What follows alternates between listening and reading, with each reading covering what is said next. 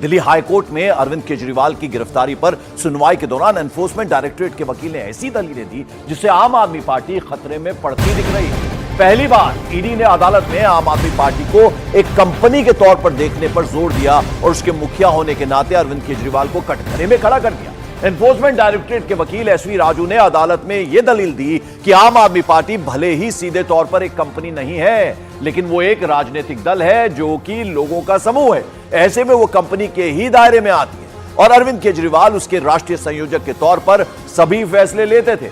प्रवर्तन निदेशालय का दावा है कि दिल्ली की नई शराब नीति की आड़ में मनी लॉन्ड्रिंग हुई, लेकिन मनी लॉन्ड्रिंग का कानून किसी कंपनी पर लगता है और यही वजह है कि ईडी ने कोर्ट में आम आदमी पार्टी को कंपनी बताकर पार्टी के लिए मुसीबत खड़ी कर दी है।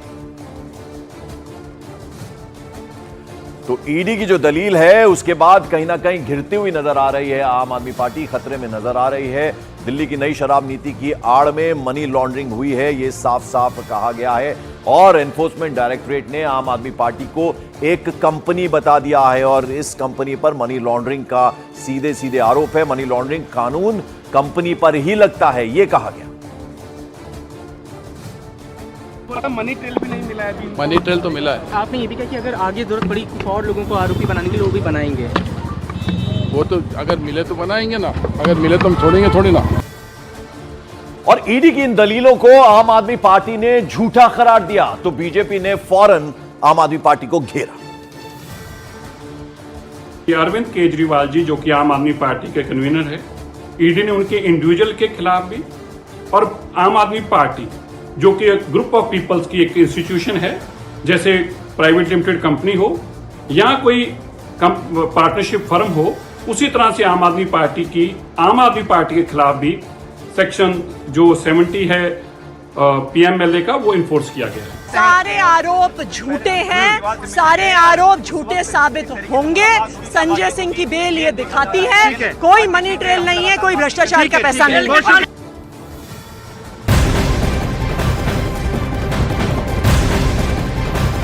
मॉर्निंग प्राइम में बड़ी खबर आपको बता दें, हरियाणा के कैथल में कांग्रेस सांसद रणदीप सुरजेवाला का एक विवादास्पद बयान सोशल मीडिया पर तेजी से वायरल हो रहा है। इस वीडियो में रणदीप सिंह सुरजेवाला हेमा मालिनी के लिए बेहद अभद्र भाषा का इस्तेमाल करते हुए नजर आ रहे हैं।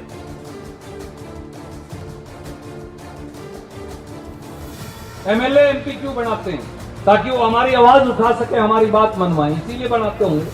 कोई हेमा मालिनी तो एमपी के लिए बनाते हैं।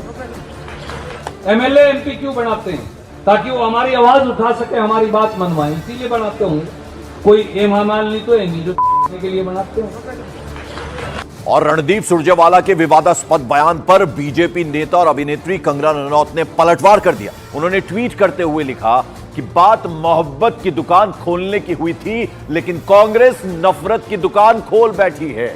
महिलाओं के प्रति गिरी हुई सोच रखने वाले कांग्रेस के नेता अवश्यंभावी हार की हताशा और कुंठा में अपने चरित्र का दिन ब दिन पतन कर रहे हैं। यह एक्स पोस्ट पर लिखा है कंगना रनौत ने। बीजेपी नेता है, हिमाचल के मंडी से उम्मीदवार है। इस बीच बीजेपी प्रवक्ता शहजाद पूनावाला ने रणदीप सिंह सुरजेवाला के बयान पर करारा पलटवार किया। सुनिए जरा शहजाद पूनावाला ने क्या कहा। तो आपको बता दें कि यह पलटवार किया गया है शहजाद पूनावाला की तरफ से। जिस तरह से रणदीप सुरजेवाला ने बयान दिया है, पहले कंगना रनौत ने, उसके बाद शहजाद पूनावाला ने भी रणदीप सिंह सुरजेवाला पर जोरदार प्रहार किया है, हमला किया है। और पहले कंगना रनौत ने जिस तरह का विवादास्पद बयान दिया, अब शहजाद पूनावाला ने भी उन पर बयान दिया है। नारी शक्ति का अपमान यही कांग्रेस पार्टी की पहचान। और अब एक नहीं, दो नहीं, कई कांग्रेस के नेता हैं जो बार बार महिला शक्ति, नारी शक्ति का अपमान कर रहे हैं। लेटेस्ट रणदीप सुरजेवाला है जो राहुल गांधी, प्रियंका वाड्रा के करीबी है, जो अभद्र टिप्पणी जो उन्होंने की है हेमा मालिनी जी को लेकर, वो दोहराई भी नहीं जा सकती। ऐसी टिप्पणी ये दिखाती है कि किस प्रकार से कांग्रेस पार्टी की महिला विरोधी सोच है। अभी कर्नाटका कांग्रेस के एक नेता ने जिस प्रकार की टिप्पणी महिलाओं को लेकर की, साइना नेहवाल जी ने उस पर ट्वीट भी किया कि महिलाओं का किरदार केवल रसोई तक सीमित है। उससे पहले सुप्रिया श्रीनेत ने जो कंगना रनौत और पूरे मंडी और हिमाचल का अपमान करने वाला पोस्ट किया, आज तक किसी ने ये नहीं पूछा कि प्रियंका वाड्रा, खड़गे जी, राहुल जी ने उन पर कार्रवाई क्यों नहीं की, क्योंकि अभी तक उनके हैंडल से उस पोस्ट को करने वाला पकड़ा ही नहीं गया, मिला ही नहीं। और केवल यही नहीं, शांति धारीवाल मर्दों का प्रदेश है इसलिए रेप होता है, ऐसे व्यक्ति को टिकट दे दिया। अशोक गहलोत के राज में राजस्थान नंबर 1 हो गया बलात्कार में, उनको भी और पद मिले बड़े बड़े। जिस प्रकार से लाल सिंह नाम के व्यक्ति को टिकट दे दिया जो एक बलात्कारी के पक्ष में खड़ा था, 8 साल की बच्ची के बलात्कारी के पक्ष में। तो कांग्रेस की बहुत ही पुरानी आदत है कि महिला विरोधी सोच रखना और इस प्रकार से नारी शक्ति का अपमान करना।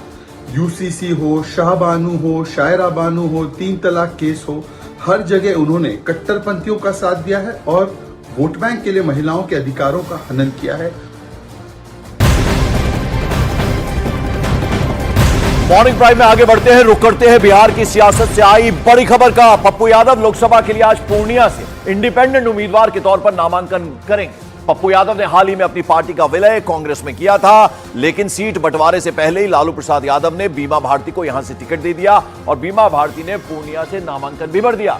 ऐसा बताया जा रहा है कि पप्पू यादव की लाख कोशिशों के बाद भी आरजेडी ने यह सीट नहीं छोड़ी और इसके बाद अब पप्पू यादव निर्दलीय चुनाव मैदान में जाने की तैयारी में है और इसी कड़ी में आज वो अपना नामांकन भी दाखिल करेंगे। 4 तारीख का उन्होंने पहले से ऐलान कर दिया था कि 4 तारीख को अपना नामांकन करेंगे। सीमांचल इलाके में पूर्णिया सीट बेहद महत्वपूर्ण मानी जाती है और पप्पू यादव पहले भी यहां से सांसद रह चुके हैं, लिहाजा एक बार फिर अब इंडिपेंडेंट चुनाव लड़ेंगे। उन्होंने अपनी पार्टी का विलय कांग्रेस में किया था, लेकिन खासे नाराज थे।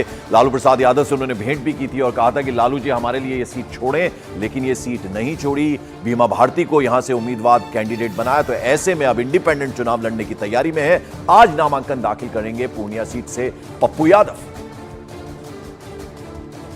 और चंद्रमोहन कुमार मेरे सहयोगी इस वक्त हमारे साथ जुड़ रहे हैं। चंद्रमोहन काफी आहत हुए थे और उनकी भावनाएं जो है वो आंसुओं के रूप में भी हमने देखी थी। वो ये कह रहे थे कि जान दे दूंगा लेकिन पूर्णिया नहीं छोड़ूंगा और 4 तारीख का ऐलान भी कर दिया था। आज 4 तारीख के नामांकन करने वाले हैं इंडिपेंडेंट के तौर पर। अब